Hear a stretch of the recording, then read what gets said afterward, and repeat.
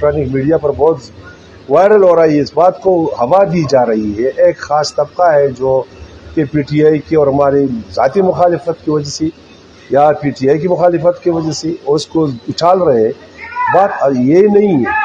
میں باقاعدہ 28 اکتوبر 2022 سے پی ٹی آئی کا ورکر ہوں، اس میں نے شمولیت اختیار کی ہے اور اس کے ورکر کی حیثیت سے میں خان کے کال پر ادھر زمان پارک گیا تھا اور ادھر جو بھی تھی، ہاں ایسی کوئی ایکٹیویٹیز نہیں ہے میں نے جسے